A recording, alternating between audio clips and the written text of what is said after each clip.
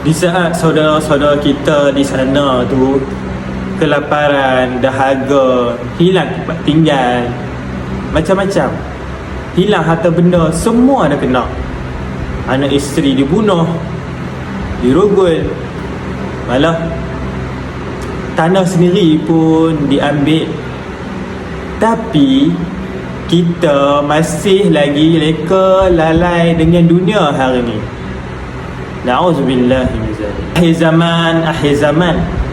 Inilah hakikatnya, realitinya. Kita hidup di akhir zaman ni. Tengoklah video ni. Cuba tengok. 90% wanita support filem ni. Dalam hall ni, dalam dewan tu, panggung wayang tu, 90% wanita. Siap bersorak-sorak lagi. Na'udzubillah.